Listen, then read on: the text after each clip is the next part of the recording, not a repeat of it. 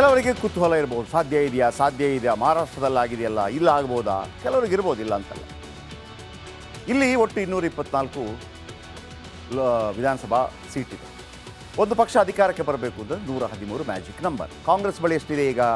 134 + 3 ಅಂದರೆ ಲತಾ ಮಲ್ಲಿಕಾರ್ಜುನ್, ದರ್ಶನ್ ಪುಟ್ಟಣ್ಣಯ್ಯ ಮತ್ತು ಪುಟ್ಟಸ್ವಾಮಿ ಗೌಡ. 134 + 3 ಇದೆ. ಇವರಿಗೆ ಬೇಕಿರೋದೆಷ್ಟು? 113, 23, 33, ಇನ್ನು ಕೂಡ ಎಷ್ಟು? 25, ಹತ್ರ 25 ಜಾಸ್ತಿ ಇದೆ.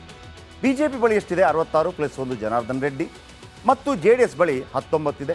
ಖಾಲಿ ಒಂದು ಸುರಪುರ ಇನ್ನು ಬರಬೇಕಾಗಿದೆ. ಈ JDS ಮತ್ತು BJP ಎರಡೂ ಸೇರಿಸಿದರೂ ಕೂಡ ನಿಮಗೆ 86 ಆಗುತ್ತೆ. 86 ಆದ ನಂತರ 96, 106, 116 -3 ನಿಮಗೆ 27 ಸೀಟು ಬೇಕು. ಎಲ್ಲಿಂದ ಬರಬೇಕು? ಕಾಂಗ್ರೆಸ್ಸಿಂದ ಬರಬೇಕು. ಕಾಂಗ್ರೆಸ್ಸಿಂದ 27 ಜನ ಬಂದರೂ ಕೂಡ ರಾಜೀನಾಮೆ ಕೊಟ್ಟು ಬರಬೇಕು ಮತ್ತು ಅಲ್ಲಿ ಚುನಾವಣೆ ಆಗಬೇಕು. ಅಷ್ಟು ಸುಲಭ ಅಲ್ಲ.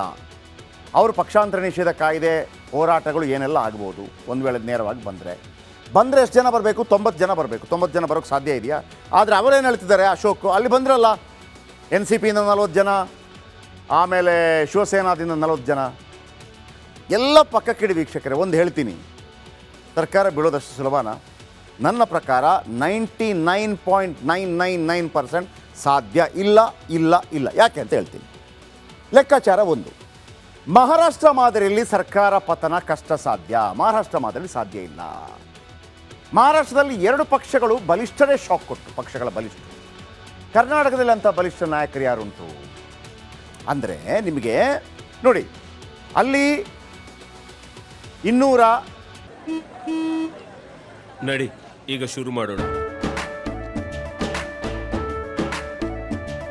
ಕೇಸರಿಯಿಂದ ಮನೋಲ್ಲಾಸ ಮನಸ್ಸು ಮತ್ತೇರಿ ಕುಣಿದಾಡಿದೆ ನೋಡು, ಮನಸ್ಸು ಮತ್ತೇರಿ ಕುಣಿದಾಡಿದೆ ನೋಡು.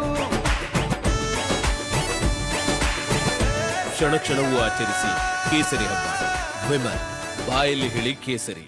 88 ಬಲ, 145 ಯಾರಿಗೆ ಬರುತ್ತೆ ಅವರು ಅಧಿಕಾರಕ್ಕೆ ಬರ್ತಾರೆ. BJP ಮತ್ತು ಶಿವಸೇನೆ ಜೊತೆಯಾಗಿ ಹೋಯಿತು. BJP 105 ಮತ್ತು ಶಿವಸೇನೆ 56 ಗಳಿಸ್ಕೊಳ್ತು. ಅವರಿಬ್ಬರು ಜೊತೆಗೆ ಹೋಗಿದ್ರೆ ಪ್ರಾಬ್ಲಮ್ ಇರಲಿಲ್ಲ. ಆದರೆ ಶಿವಸೇನೆ ಹೇಳ್ತು, ಮುಖ್ಯಮಂತ್ರಿ ನಮಗೆ ಕೊಡಬೇಕು, ವಿಗಣನೆ ಆಯಿತು. 73 ಕಾಂಗ್ರೆಸ್, 56 ಶಿವಸೇನೆ, 54 NCP ಜೊತೆಗೂಡಿ ಸರ್ಕಾರ ಮಾಡಿತು. ಶಿವಸೇನೆಯ 56ರಿಂದ 40 ಏಕನಾಥ್ ಶಿಂದೆ ಹೊರಬಂದರು. ಆಮೇಲೆ 54 ಇದ್ದಂಥ NCPಯಿಂದ ಅಜಿತ್ ಪವಾರ್ ಹೊರಬಂದರು. ಹಾಗಾಗಿ ಅಲ್ಲಿ BJP ಜೊತೆ ಸೇರಿ ಸರ್ಕಾರ ಆಯಿತು. ಇಲ್ಲಂಗಾಗತ್ತಾ? ಇಲ್ಲಿ 90 ಇಟ್ಕೊಂಡು ಬರೋರು ಯಾರು? ಈ ಇಬ್ಬರು ನಾಯಕರಲ್ಲಿ ಯಾರಾದರೂ ಬರಬೇಕಲ್ವಾ? 90 MLAಗಳು ನನ್ನ ಜೊತೆ ಇದ್ದಾರೆ ಅಂತೇಳಿ. ಸಿದ್ದರಾಮಯ್ಯ ಕನಸು ಮನಸ್ಸಲ್ಲೂ BJPಗೆ ಹೋಗೋದಕ್ಕೆ ಸಾಧ್ಯ ಇಲ್ಲ. DK ಶಿವಕುಮಾರ್ ಕಾಂಗ್ರೆಸ್ ಬಿಟ್ಟು ಬರೋಕ್ಕೆ ಸಾಧ್ಯ ಇಲ್ಲ. ಮತ್ಯಾರು? ಕರ್ನಾಟಕದಲ್ಲೂ ದೋಸ್ತಿ ಸರ್ಕಾರ ರಚನೆ ಮಾಡ್ಬೋದು, ಆದರೆ 3/2 ಶಾಸಕರನ್ನು ಸೆಳೆಯಬೇಕು. ಅದೇ ಅಂದರೆ ಅಲ್ವಾ, ಇಲ್ಲೇನಾದರೂ BJP ನೇತೃತ್ವ ಸರ್ಕಾರ ಆಗಬೇಕು ಅಂತಂದರೆ ಕಾಂಗ್ರೆಸ್ನ 90 ಜನ ಬರಬೇಕು. ಅಂದರೆ ಕೈನ 134 ಶಾಸಕರ ಪೈಕಿ 89 ಶಾಸಕರನ್ನು ಸೆಳೆಯಬೇಕು. ಸಾಧ್ಯ ಇದೆಯಾ? ಆ ರೀತಿ 89 ಶಾಸಕರು ಬಂದರೆ ಮಾತ್ರ ಪಕ್ಷಾಂತರ ಕಾಯ್ದೆ ಅನ್ವಯ ಆಗೋದಿಲ್ಲ, ಎಲೆಕ್ಷನು ಬೇಕಾಗಿಲ್ಲ, BJP ಸರ್ಕಾರ ರಚನೆ ಮಾಡ್ಬೋದು. ಯಡಿಯೂರಪ್ಪನವರು ಪಾಪ 17 ಜನನ ಕರ್ಕೊಂಬಂದು ಏದುಸಿರು ಬಿಟ್ಟಿದ್ದಾರೆ. ಈಗ BJPಯಲ್ಲಿ ನಾಯಕರೇ ಇಲ್ಲ, ಬೇರೆ ಕೇಳ್ತಾರೆ ಯಾರು ಮುಖ್ಯಮಂತ್ರಿ ಆಗ್ತಾರೆ, ಯಾರು ಬರ್ತಾರೆ.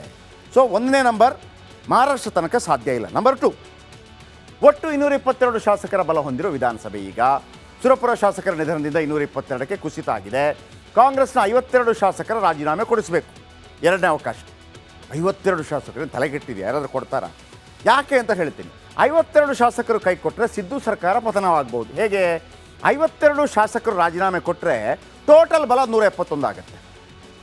ಇಡೀ ವಿಧಾನಸಭೆಯ ಬಲ 224ರಿಂದ 171 ಆಗುತ್ತೆ. 171ರ ಅರ್ಧ ಎಷ್ಟು?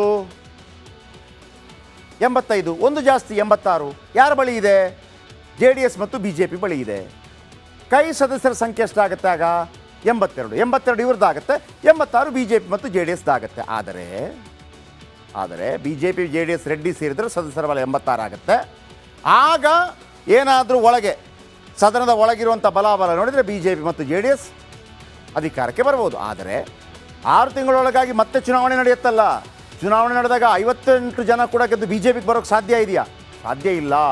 ಆಗ ಮತ್ತೆ ಸರ್ಕಾರ ಪತನವಾಗ್ಬೋದು. ಹಾಗಾಗಿ ಎರಡನೇ ಚಾನ್ಸ್ ಕೂಡ ಕಷ್ಟ. ಮೂರನೇ ಲೆಕ್ಕಾಚಾರಕ್ಕೆ ಬರ್ತೀನಿ. ಯಾವುದು? ಬಿ ಜೆ ಪಿ JDS ದೋಸ್ತಿ ಸರ್ಕಾರ ರಚನೆ ಮಾಡಿದ್ರು ಕೂಡ ಕಷ್ಟ ಇದೆ. 52 ಕಾಂಗ್ರೆಸ್ ಶಾಸಕರ ರಾಜೀನಾಮೆ ಕೊಡಿಸೋದು ಸುಲಭ ಅಲ್ಲ, ಅಥವಾ 89 ಶಾಸಕರನ್ನು ಸೆಳೆಯುವುದು ಸಾಧ್ಯ ಅಲ್ಲ. ಅಷ್ಟೂ ಶಾಸಕರನ್ನು ಸೆಳೆದು ಯಾವ ಸ್ಥಾನ ಕೊಡೋದು? 89 ಸಚಿವರು ಬಂದರೆ, ಶಾಸಕರು ಬಂದರೆ ನಮ್ಮನ್ನು ಮಂತ್ರಿ ಮಾಡಿ ಅಂತಾರೆ. ಯಾವುದೇ ತಿಪ್ಪರ್ಲಾಗೋಡಿದ್ರು ಕೂಡ 34 ಜನ ಮುಖ್ಯಮಂತ್ರಿ ಸೇರಿ ಮಂತ್ರಿ ಆಗೋದು. 52 ಜನ ಬಂದರೂ ಆಗಲ್ಲ, 28 ಜನ ಬಂದರೂ ಆಗಲ್ಲ, 89 ಜನ ಬಂದ್ರಂತೂ ಆಗದೇ ಇಲ್ಲ. ಸೊ ಹಾಗಾಗಿ ಯಾವುದೇ ಆಸೆ ಇಲ್ಲದೆ ಶಾಸಕರು ಪಕ್ಷ ಬಿಡೋದಕ್ಕೆ ಸಾಧ್ಯ ಇಲ್ಲ. ಈಗಾಗಲೇ 2 ಶಾಸಕರು BJP ಮೇಲೆ ಮುನಿದಿದ್ದಾರೆ. ಶಿವರಾಮ್ ಹೆಬ್ಬಾರ್, ST ಸೋಮಶೇಖರ್ ಮುನಿಸು. ಇಲ್ಲಿವರೆಗೆ ಇಬ್ಬರನ್ನ ಮನವೊಲಿಸಿಲ್ಲ BJP ನಾಯಕರು. ಸೊ ಹಾಗಾಗಿ ಯಾವುದೇ ಕಾರಣಕ್ಕೂ ಕೂಡ ಸರ್ಕಾರ ಬೀಳೋದಕ್ಕೆ ಸಾಧ್ಯ ಇಲ್ಲ. ಸಾಧ್ಯತೆಗಳನ್ನು ಎರಡೂ ತೋರಿಸಿದ್ರು. ಇನ್ನು JK ಟೈರ್ನ ಹೊಸ ಗೀತೆಯನ್ನು ಕೇಳೋದಕ್ಕೆ ದಯವಿಟ್ಟು ರಿಪಬ್ಲಿಕ್ ನೆಟ್ವರ್ಕ್ಗೆ ಟ್ಯೂನ್ ಮಾಡಿ. JK ಟೈರ್, ದೇಶದ ಟೈರ್.